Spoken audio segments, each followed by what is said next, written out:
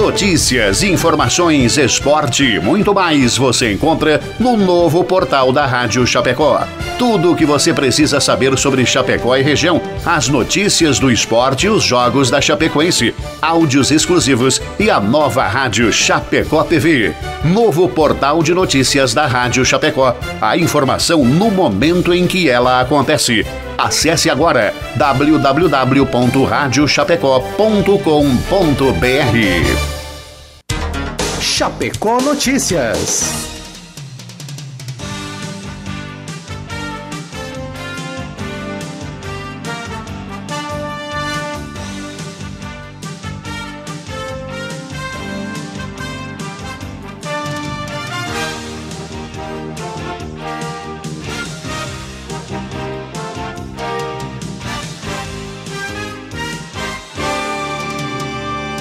Oito e 9, de volta, temperatura 24,8, tempo abafado, temperatura elevada de novo em Santa Catarina, previsão de pancadas de chuva da tarde para a noite hoje nesta terça-feira. Bom, seguindo aqui com o programa, está conosco no estúdio o Jair Antunes, que é suplente, né, de vereador, mas está no exercício da função desde o último dia 27. Só dá um auxílio ali só para a gente dar uma ajeitada aqui no nosso som aí, que eu já percebi um pequeno chiadinho aí no fundo, né? Mas já estamos aqui providenciando. Quero dar um bom dia aqui para o Jair, que está conosco, e vamos falar, né, sobre esse seu período aí na Câmara de Vereadores, nesse fim de exercício, né? São 60 dias. Tudo bem, Jair? Bom dia. Bom dia, Fábio. Bom dia a todos os trabalhadores aqui da Rádio Chapecó, uma rádio que sempre está ao lado da comunidade. E é um prazer enorme, então, estar aqui. E quero estender também o nosso bom dia a todos os radiovintes, os nossos colegas, os chapecoenses que sempre fazem companhia aqui. E a rádio é uma boa companhia nesse momento da manhã para ter as informações. Então, hoje, a gente está aqui na qualidade já de vereador. E é esse o sentido, então, da nossa entrevista hoje. Bom, você assumiu dia 27 do mês de outubro, né? São 60 dias, então fica até o fim do ano. A Marcilei volta nos últimos dias, né? Mas já mesmo para o próximo mandato, né? Bom, você concorreu lá em 2012, foram quantos votos naquela oportunidade? Em torno de 650. Uhum. 672... 722 votos. 722 votos, né? Lá em 2012, né? E o PT, a oposição, na verdade, nós tínhamos o PT, PCdoB e PDT, né? Com os vereadores, pelo menos, eleitos, né? Há 4 anos atrás, e foi promovido um rodízio aí com vereadores, né, eleitos, abrindo espaço também para os suplentes. É importante isso também, porque, afinal de contas, dá oportunidade para aquelas pessoas que não conseguiram, né, uma cadeira permanente na Câmara, também ter essa oportunidade para apresentar algumas propostas. É o seu caso agora, né? Então, com relação a isso, é bem interessante o que os partidos fazem, né? Lógico, nós ainda estamos aprofundando o debate, nós aqui em Chapecó, mas no Brasil inteiro, sobre a questão dos rodízios. É mais uma política que o Partido dos Trabalhadores vem implementando, vem dado certo. É lógico que, como em tudo, é necessário a gente fazer uma avaliação e para prosseguir numa determinada política. Mas tem se comportado bem essa atividade dentro do nosso partido, porque veja que os vereadores, por exemplo, que se elegeram, os 6 vereadores que se elegeram na outra legislatura, fizeram 48% dos votos, então foram menos da metade. Então, veja que os suplentes tiveram uma contribuição também na eleição dos titulares. Então, essa questão já é uma questão que vem sendo debatida e no PT tem se comportado muito bem. O que a gente espera é que aumente esse tempo, inclusive, porque 2 meses é insuficiente para a gente conseguir desenvolver um trabalho a contento. Mas já dá para trabalhar algumas experiências que podem contribuir na sequência do trabalho, num novo momento, quando há uma eleição, para conhecer o espaço, né? O reconhecimento do espaço, se ambientalizar, é fundamental para depois exercer um papel melhor. Agora é interessante que você pega o fim de mandato e será vereador do partido na análise do orçamento para o próximo ano, né? Com certeza. Uma das atividades, eu tenho falado que a nossa atuação ela vai se dividir em 4 eixos. Um é o eixo do mandato em si, da atuação parlamentar. Outro eixo é a atuação junto aos movimentos sociais. E outra que sempre estão atuantes, estão presentes, né? O outro eixo, então, é nas demandas populares do dia a dia, que aparece muita demanda no sentido de resolver alguma situação comunitária, alguma situação, às vezes, até pessoal, e que a gente o vereador deve estar atento para isso. E o outro eixo também é na construção partidária, né? Então, nós temos esse compromisso, enquanto parlamentar do partido, de fazer o debate ou contribuir no debate sobre a construção partidária. E, nesse sentido, a gente está atento. Então, já com relação ao eixo aí da atuação parlamentar, a Lei de Diretrizes Orçamentárias, ela é uma lei importante porque ela vai definir aonde que vai se gastar nos próximos anos, né? E a gente estar atento para essas questões é fundamental, porque tudo que vai ser gasto, digamos, daqui 2 anos, tem que ter previsão no orçamento, né? Ainda mais neste momento, né? Que está mais rígida essa situação. Então, o que eu diria? Que é fundamental a gente ficar junto, nós, vereadores, devemos estar atentos a isso, e a comunidade também. Vamos dar ampla divulgação para a lei que o Executivo vai mandar para o Legislativo, e a gente espera que, inclusive, o Executivo esteja aberto para a gente propor alguma emenda que, caso tenha se deixado de lado ou não tenha se dado a devida atenção por parte do Executivo. Então, esse é o nosso papel e a gente espera desempenhar com qualidade esse trabalho. Uhum.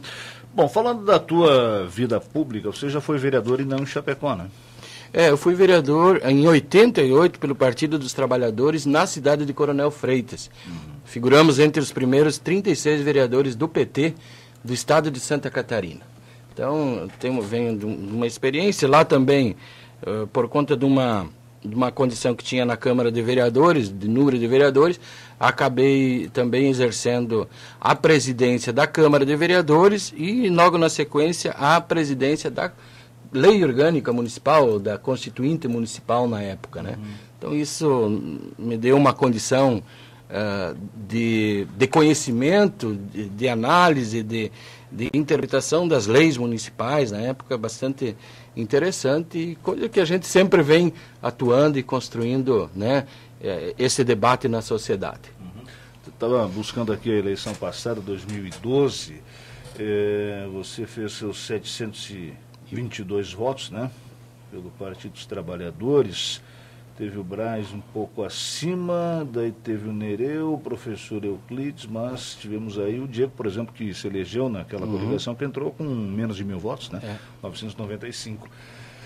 Bom, chegou a assumir em alguma outra oportunidade nesses 4 anos? Não. É a primeira agora? É a primeira vez que estamos assumindo.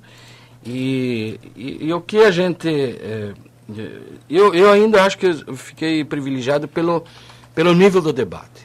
Então, o que a gente consegue trabalhar neste momento que o Brasil atravessa. Então, nós, acho como professor, né, já como alguém que... uma pessoa que eu sempre me preocupo em estar estudando a conjuntura, estar estudando a história, estar estudando a situação social que vive o nosso país.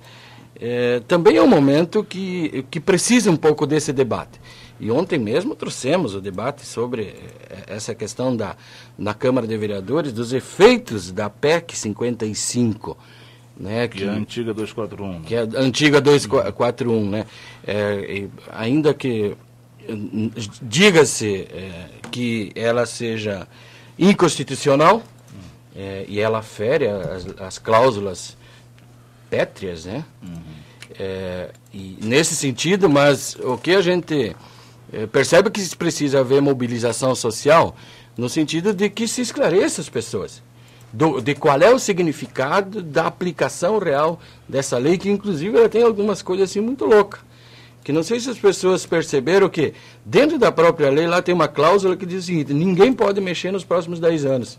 Muita gente diz assim, não, esses dias fui abordado e disse, não se preocupe, gente. Se caso venha a ser muito problemático, nós mudamos. Mas não é possível, que a própria lei, ela é uma lei que proíbe modificá-la nos próximos 10 anos.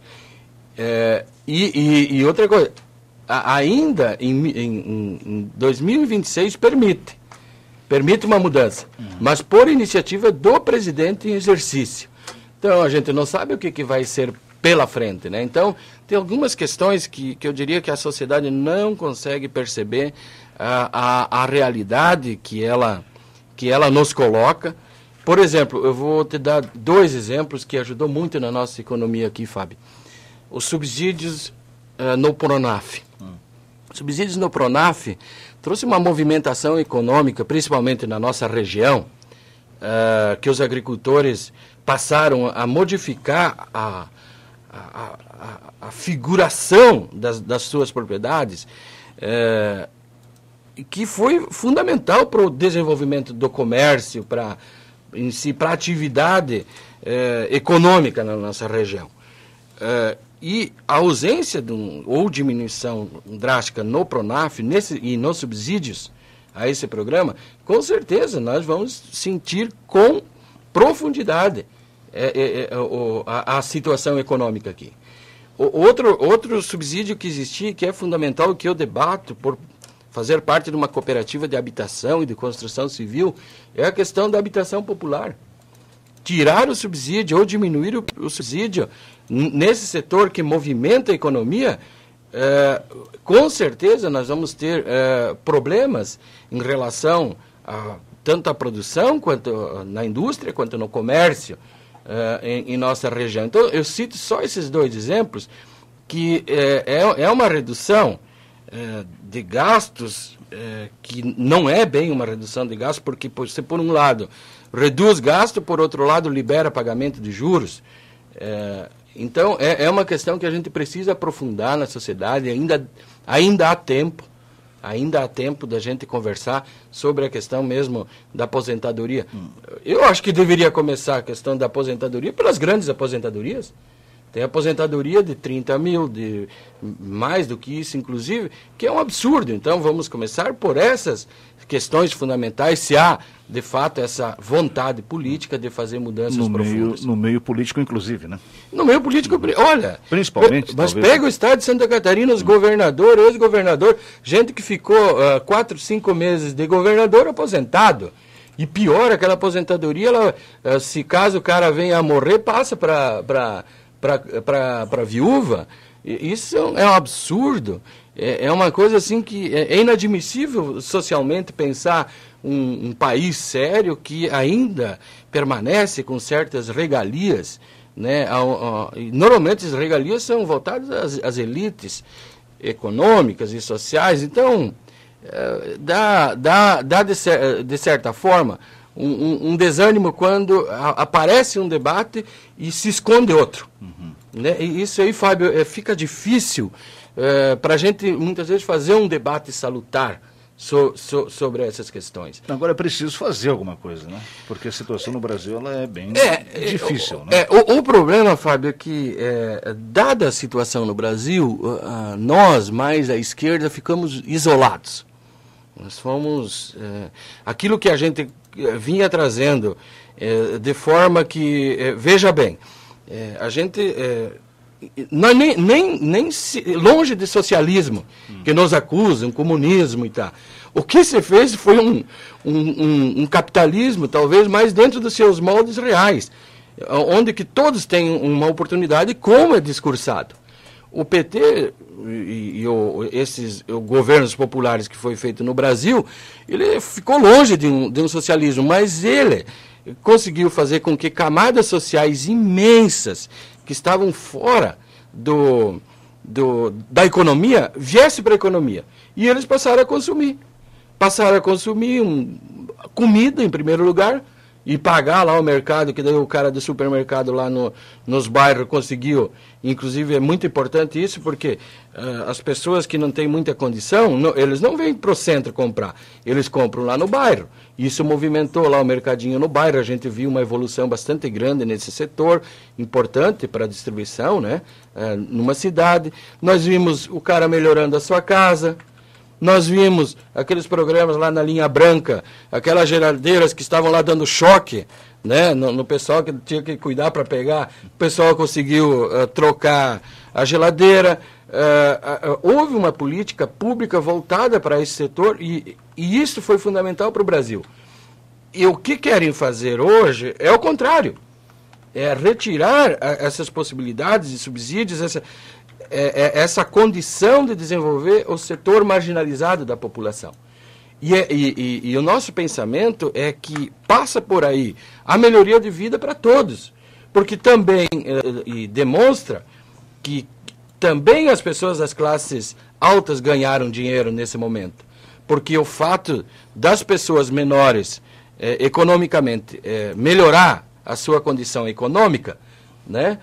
Automaticamente isso refletiu para cima, refletiu para o conjunto da sociedade. E isso é fundamental, porque muitas vezes aquele carro usado que o cara não quis mais teve espaço para o cara que estava querendo melhorar de carro, e assim por diante. Então, essa condição de uma melhoria de moradia movimentou a economia. E o que a gente está analisando, como eu já tenho 53 anos, Fábio, estou com cabelo branco aqui, eu vivi muito bem, a minha juventude, quando eu comecei a trabalhar, eu comecei em 81, sou técnico agrícola, trabalhei na Cooperalfa como técnico agrícola, depois trabalhei também na Ipagre como técnico agrícola, e eu me lembro que a gente ganhava até mais ou menos. A minha companheira professora também, mas nós não tinha crédito para comprar um Fusca. Nós não tinha crédito para fazer uma casa.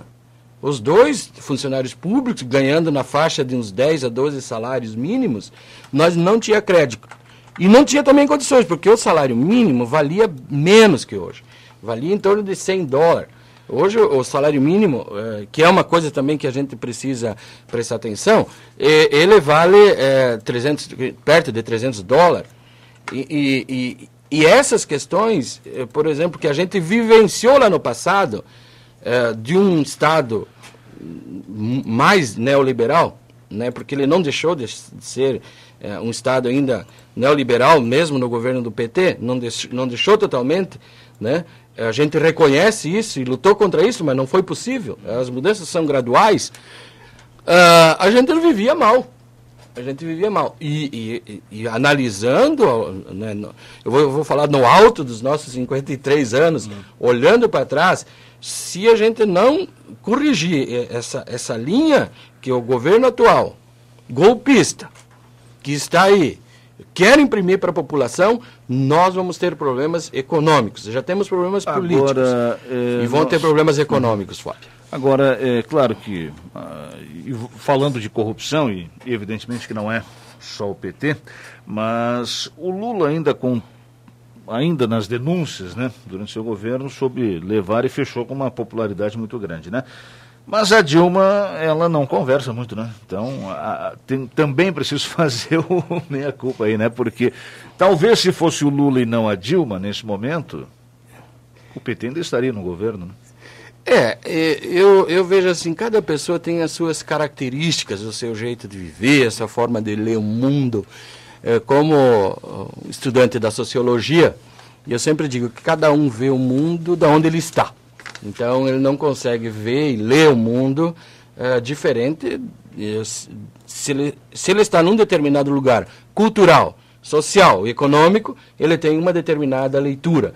Então, é lógico que isso, as pessoas têm diferenças, as lideranças têm diferenças, e é o caso. O Lula, como sindicalista, ele propôs toda uma linha política de uma grande conciliação nacional. Então, ele conseguiu, inclusive a sua candidatura, junto com José de Alencar, representava isso. Por um lado, um trabalhador, por outro lado, um empresário, fazendo um pacto social. O pacto social no Brasil foi muito importante. A gente sabe que ele tinha uma tendência a com o tempo se desgastar, porque há uma diferença significativa. Mas nesse período aí que durou essa aliança, foi fundamental para o Brasil. Porque é lógico que aqui mesmo em Chapecó, se a gente não tiver um pacto social que reúna interesses de todos os setores da sociedade, a gente não consegue desenvolver com aquela força que a gente pode desenvolver, com toda a potencialidade que tem. Então o Lula tinha esta capacidade, tinha este perfil, este jeito de leitura de mundo e esse jeito de fazer política. A Dilma, ela vem de uma outra tradição política, né? Ela vem de uma tradição mais, talvez, pragmática do ponto de vista das suas leituras econômicas. Ela era bastante voltada para a questão econômica. Eu sempre critiquei a ida do Levi para o governo, pois pensava que, e ainda penso que as políticas que ele adotou é muito próxima do que o nosso adversário adotaria, mas sempre ao mesmo tempo eu respeitei isso, porque as medidas que foram tomadas, elas foram corrigindo, e se mantém-se naquele trilho, naquela forma que estava sendo feito o Brasil. E inclusive eu quero questionar uma coisa. A crise que foi desenhada, Fábio, e rádio ouvintes, e que eu não consigo enxergar. Eu não sei se eu estou numa cidade que a cidade de Chapecó ela é diferente do ponto de vista, por exemplo, das exportações. Aqui nós exportamos carne e continuamos exportando carne nos mesmos níveis. Aqui há uma movimentação econômica que a gente não percebe com muita seriedade a crise. Eu sei que em outros locais do Brasil, onde que há uma dificuldade econômica, por exemplo, a grande região de Porto Alegre, né, que tinha uma indústria calçadista forte, que se deslocou dali, tinha várias questões, muito recurso produzido lá está se deslocando, inclusive, em construções e tal, no litoral catarinense. Então, há locais específicos que, de fato, se não voltar a ter uma dinâmica econômica e industrial, tem problema. Mas em Chapecó, eu não consigo ver essa crise tão propagada. Então, eu, por exemplo, assim, no setor mais popular já se vê a crise. Agora, eu não fiz pesquisa ainda, mas ainda pretendo fazer. Se vendeu muito carrão em Chapecó. Eu tenho, se você olhar pelas ruas por aqui, você vai perceber que os carros de melhor qualidade, inclusive acima de R$100 mil, aparecem com muita frequência. Coisa que a gente não vê nos carrinhos populares, né? Que seria aquele setor da sociedade que talvez mais precisaria, né, da continuidade dos financiamentos. Então, o que tem que se questionar é com relação à crise que está aí. Se ela é uma crise de fato que ela existe, ou se é uma crise provocada. Então, essa é uma questão importante. Esses dias eu vi uma entrevista ao vivo, e essas são boas. Que nem essa aqui. A repórter de uma grande emissora do Brasil, na TV, perguntou para o presidente nacional das indústrias automobilísticas. Assim, empolgado, disse, olha, foi um pouco antes do impeachment, né, ainda na propaganda pro impeachment, dizendo assim, olha a situação, 30% a menos da produção de veículos no Brasil nesse mês. Aí o cara disse para ela, mas depende de em que análise que você faz. Por exemplo, você está pegando 30% do pique máximo da produção de automóveis no Brasil. Se olhar para os 5 anos, os últimos 5 anos, dá 10% a menos pela média da produção dos últimos 5 anos. Então as notícias, Fábio, você sabe muito bem, que elas são dadas de acordo com os interesses. Então, muitas vezes, eu diria o seguinte, de fato tem um esforço muito grande para transparecer isso, de que há uma situação de quase calamidade para as pessoas, mas não é bem verdade, nós precisamos rever isso. E eu tenho certeza que alguns ajustes eram necessários, mas não com essas medidas para mudar o Estado brasileiro. Eu tenho algumas questões que a gente levanta que vai mudar o papel do Estado. Nós vamos ir por um neoliberalismo, né, um ultra-neoliberalismo, que muda a função do Estado. Agora, aqui em Chapecó, e vamos falar da tua atuação como vereador, semana de sessões, né? Agora, passado aí o feriado, semana que vem tem feriado, acho que não tem sessão, né? Não. Fica só na última semana, depois do mês de novembro, né? Mas, enfim, orçamento, outras questões aí ligadas também já à próxima legislatura. Você chegou a apresentar o quê? Já deu tempo ainda de apresentar alguma proposta, de encaminhar algo nesses poucos dias aí que você está como vereador em Chapecó? Sim, eu venho de uma tradição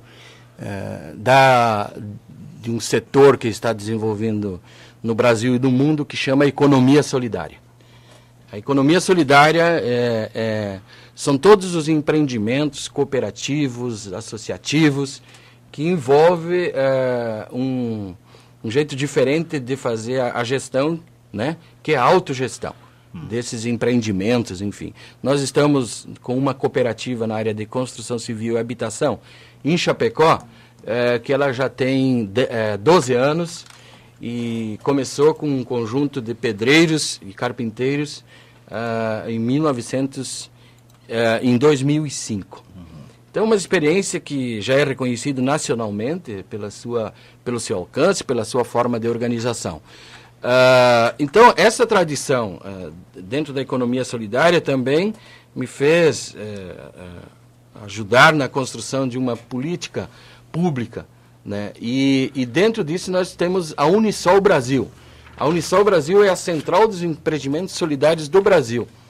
E fundamos, então, em Santa Catarina, a Unisol Brasil Catarinense, e na qual eu sou coordenador estadual. Então, isso nos traz alguns elementos para discutir prioritariamente a questão da economia solidária em nossa cidade.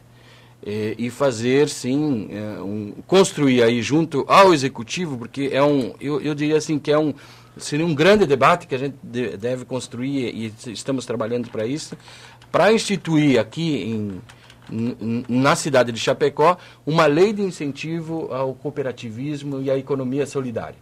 Para nós, claro, resolver alguns problemas ainda que tem de desemprego, mas principalmente para aquelas pessoas que mesmo que têm emprego, querem buscar outras formas de trabalhar, que não tenha patrão, que não seja empregado, e sim que ele seja o gestor, né, do seu empreendimento. Então, como eu falei, é uma experiência que se prolifera pelo mundo, e é fundamental, e eu diria o seguinte, que talvez esteja por aí um melhor mecanismo de distribuição de renda e de uma mudança profunda em termos de relações sociais do trabalho. Então, nós vamos trabalhar em cima desta lei, já estamos trabalhando, tem um grupo discutindo e debatendo esse tema para ver qual é o formato que nós vamos apresentar a lei aqui para a nossa cidade. Isso deve ser encaminhado agora, então, evidentemente, até o fim desse ano, né? Com certeza. Nós precisamos ainda nessa legislatura pensar. O formato tem é importante salientar o seguinte, que essa lei já existe no estado de Santa Catarina. Então, nós podemos, a partir da lei do estado de Santa Catarina, pensar aqui um formato para a lei municipal. E que a gente, sim, deve aproveitar essas oportunidades, né? Porque temos a possibilidade, assim, de fazer com que o trabalhador também tenha outras escolhas, né? Além de ser patrão e de ser empregado. Então, esse é o sentido da economia solidária. A economia solidária, ela existe, ela não é uma novidade, né? O cooperativismo não é uma novidade, mas ele vem se aperfeiçoando, porque tem também vícios nesse sistema, né? Se a gente olhar O grande cooperativismo, muitas vezes, ele está distante do associado em si. E a gente precisa fazer com que o associado, de fato, esteja mais presente, né, na vida das suas organizações. Então, esse é o sentido também, essa conotação que a gente quer dar para esse projeto. Bom, nós temos uma situação hoje na Câmara, né, e até gostaria que você fizesse uma análise aí, porque a situação ela fica ainda mais favorável, a situação a partir do próximo mandato, né? Porque se a gente pegar os vereadores eleitos lá em 2012, 1/3 de oposição, 2/3 de situação, né? Então 14-7. Agora são 16-5, né? É isso aí. Que análise, qual é a tua leitura disso aí? É de um momento. É um momento e a questão assim, ó, eu diria o seguinte, se a gente analisar socialmente o comportamento de uma sociedade, ela não é na visão positivista de que tudo vai melhorando e vai subindo uma escadinha. Ela é em ondas, ela vai se modificando. Muitas vezes ela está um determinado, né, pensamento ideológico está em ascensão, de repente ele pode entrar em descenso, ele vai ter momentos de estabilidades e depois ele retoma, porque, eu vou falar um palavrão, é dialético. Ou seja, onde tem duas ideias diferentes, uma ideia que seria uma tese de alguma coisa e tem uma outra tese, ou uma antítese, uma outra, tu vai produzindo sínteses. E é esse o sentido de uma sociedade. Agora, ela precisa ir debater os problemas. Ela não pode isolar, dizer, olha, aqueles caras estão fora do contexto, aquelas ideias, aquele jeito de pensar não tem mais valor.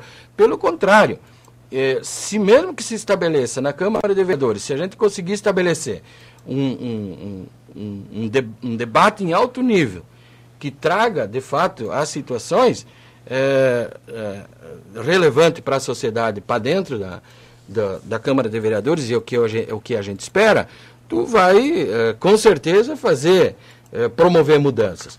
E um exemplo, é o exemplo que eu acompanhei na época que eu era vereador, depois vim para cá, lá em Coronel Freitas, depois eu vim para cá. Um exemplo foi em 96. Em 96 nós tinha um vereador, acho que era um ou dois vereadores de oposição, e depois veio, em 96, ganhar a eleição.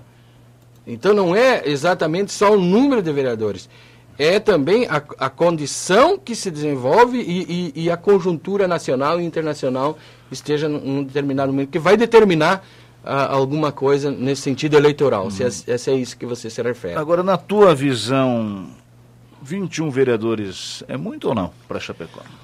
Olha, eu sempre sou da opinião que deve se promover a participação maior. Isso eu não tenho dúvida, é preferível que se diminua os gastos de cada bancada e se mantenha o nível, o número de vereadores, do que promover a diminuição de gastos através da diminuição de vereadores.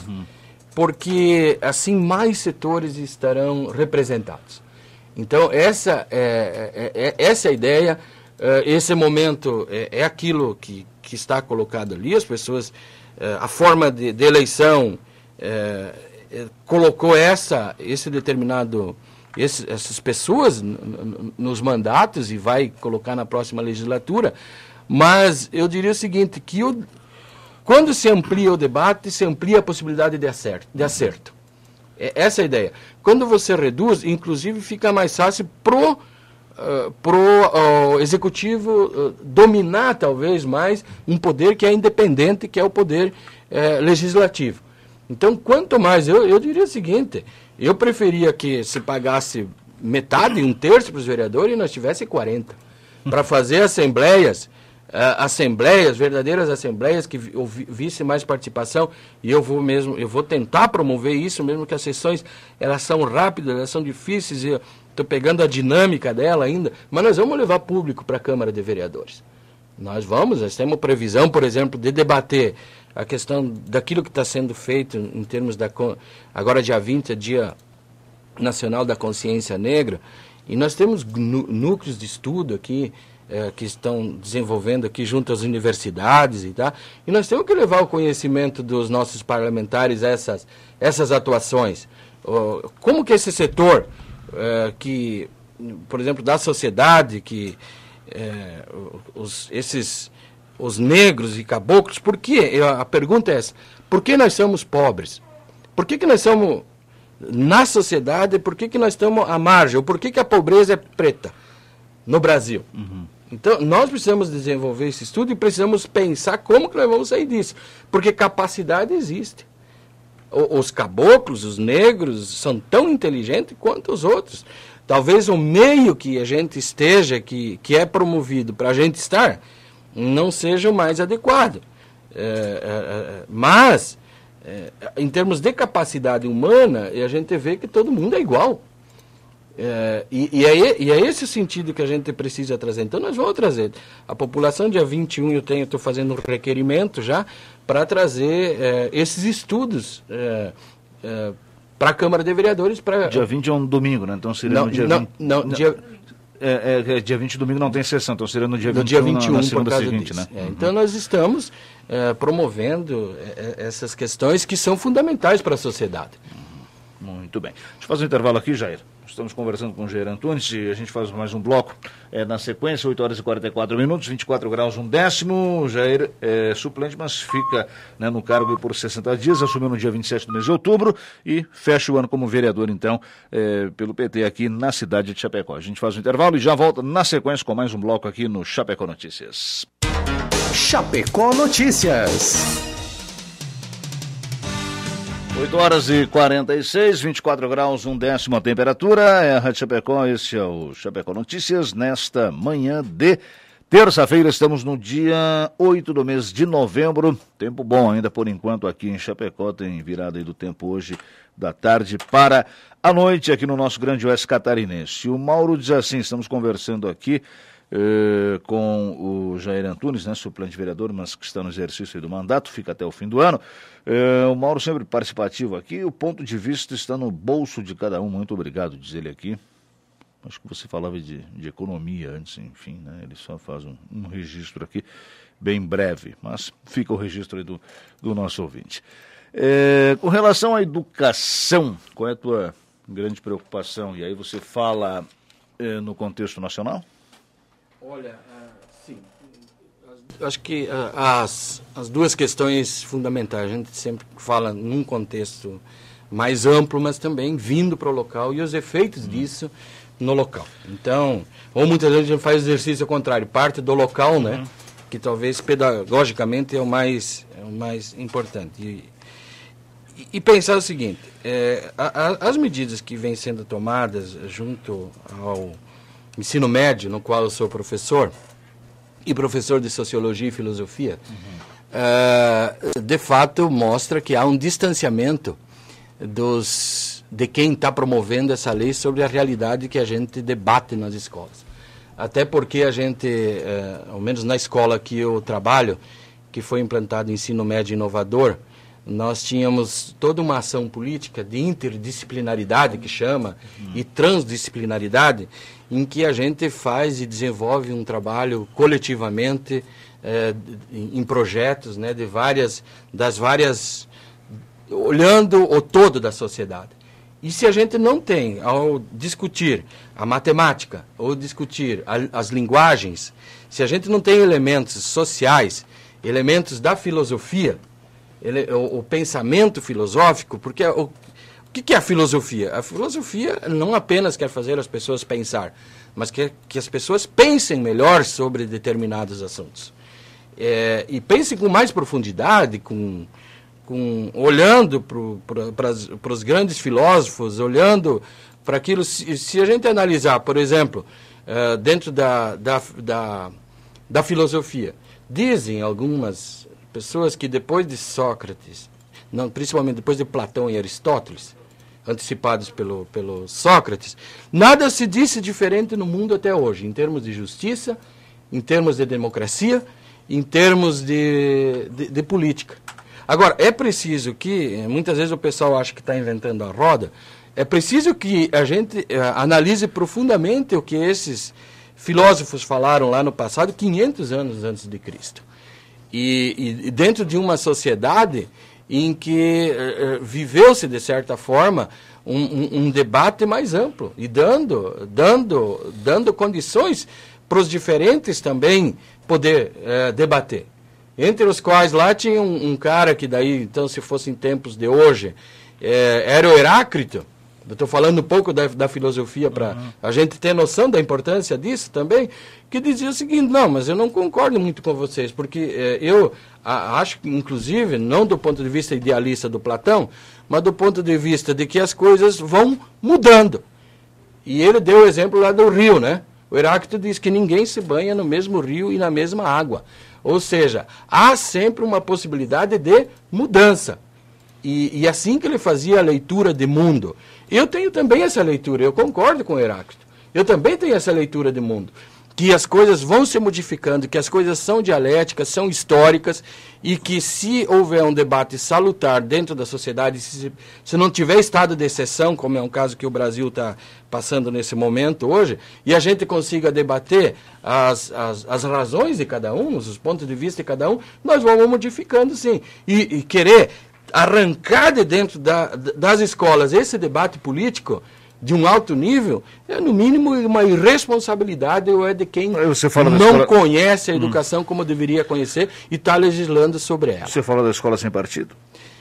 Entre as quais, não é só... Essa é uma das ideias que veio com mais força, mas o que a gente vê de ideias, por exemplo, a grande questão que hoje está colocada é o seguinte: querem tirar, e a gente sempre debateu a escola e o debate sociológico a partir do trabalho. Porque nós sabemos e temos, somos cientes de que tudo vai mudando também pelo trabalho, não é pelo capital em si. É o trabalho que modifica as coisas. E aí a gente sempre trabalhou a partir do mundo do trabalho, né, que as pessoas possam se desenvolver a partir disso. A proposta que está vindo é o mundo pelo trabalho, ou seja, de fazer com que os nossos jovens não se preocupem muito em entender como funciona a sociedade, mas que vá trabalhar, que vai produzir, que vai para o mundo do trabalho. Não sei se é compreensível para o nosso Rádio 20, mas há uma mudança extremamente importante nesse sentido. E que esses sentidos mais profissionais que querem transformar o ensino médio tem essa conotação, que o pessoal trabalhe mais, tecnicamente seja mais capaz, mas que não precisa pensar muito, porque tem alguém que vai pensar por ele. Isso é um problema. Isso é problema. Para os tempos atuais, vai colocar o Brasil em atraso. Inclusive, quem vai continuar produzindo tecnologia lá fora, amanhã depois vai vir nos dominar. Porque está sendo também lá sendo atacado o mundo das ciências e tecnologias que vinha sendo desenvolvido no Brasil, porque nós temos que desenvolver esse campo. E eu estou falando de uma coisa assim muito clara. Eu estou falando que e de uma coisa vivenciada por mim. Eu sou técnico agrícola. Técnico que se formou no Colégio Agrícola em 81.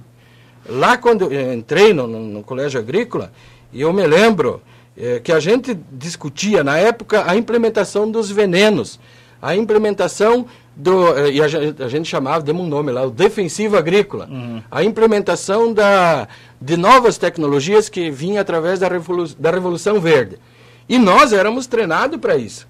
O meu pai, na ignorância dele, mas ele percebia que alguma coisa de errado estava acontecendo comigo.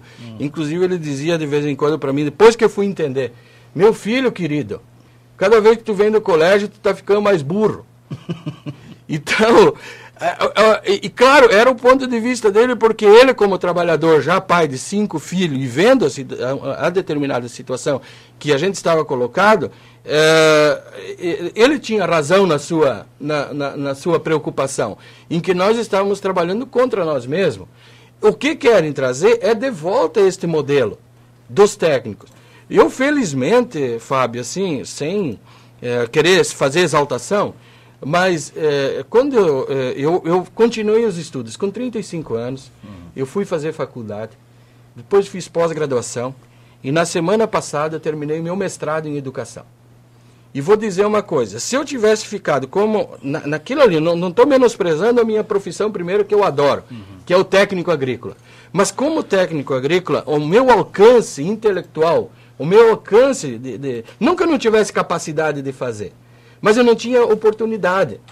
Era bem inferior àquilo que eu conseguia atingir nesse momento sobre a sociedade, sobre visão de mundo, sobre educação, sobre tudo que a gente possa imaginar. Então, é assim que a gente vai se construindo. E uma sociedade baseada apenas em técnico, nós vamos ficar basicamente na mão de obra, vamos parar a questão tecnológica, ou vai ficar para quem? Vai ficar para quem esse papel, a não ser aqueles que mais precisam a gente se desenvolver cientificamente. Então, essa é uma questão fundamental do ensino, do que se pretende daqui para frente e do que está colocado.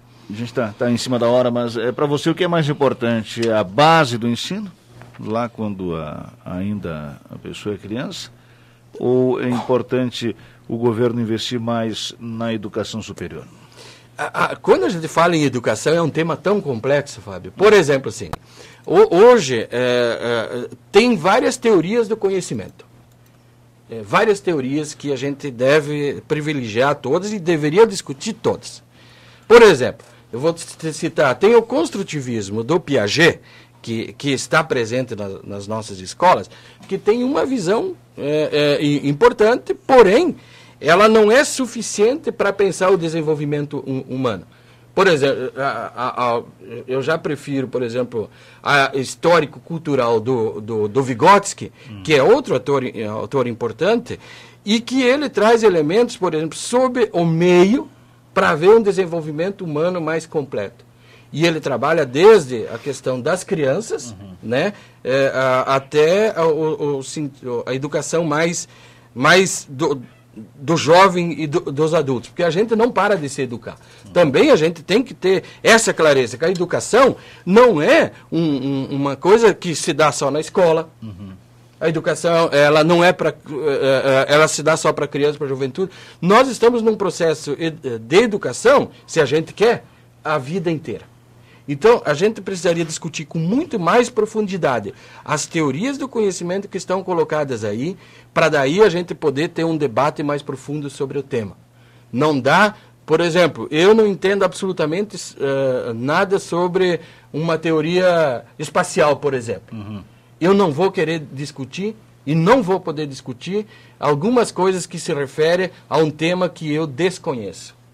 Então eu preciso me aprofundar. Dar palpite e opinião, muitas vezes, eu digo assim, opinião, ela é a ciência dos ignorantes. E opinião, ela é insuficiente. A gente precisa mais pesquisa, a gente precisa pensar mais profundamente sobre essas questões. Ou a gente esquece o nosso papel dentro de uma sociedade. Tanto o papel da comunicação, como o papel do professor, como o papel de todos que estão aí no dia a dia de uma cidade, de um país. Jair, obrigado pela presença aqui no programa. Bom trabalho aí até o fim do ano na Câmara de Vereadores. Muito bem. E eu vou deixar o nosso convite, então, pessoal, eu não consegui falar aqui, para a questão do dia 11. Né? Dia 11 temos aí um momento de debate, de dia reflexão. 11 agora é sexta, né? É sexta-feira, então a greve que ela tem o sentido do debate e de a gente pensar aí como que a gente vai fazer esse contragolpe que está em curso no Brasil. Nós falaremos desse assunto ainda nessa semana com mais tempo. Tá bom? Obrigado, um abraço. Jair Antunes, que é suplente do PT, mas está no exercício do cargo, na licença aí da Márcia Levinhati, por 60 dias, né? Então fica até o fim do ano na Câmara de Vereadores, conosco aqui no programa de hoje, 8h58. Notícias, informações, esporte e muito mais você encontra no novo portal da Rádio Chapecó. Tudo o que você precisa saber sobre Chapecó e região, as notícias do esporte e os jogos da Chapecoense, áudios exclusivos e a nova Rádio Chapecó TV. Novo portal de notícias da Rádio Chapecó. A informação no momento em que ela acontece. Acesse agora www.radiochapecó.com.br.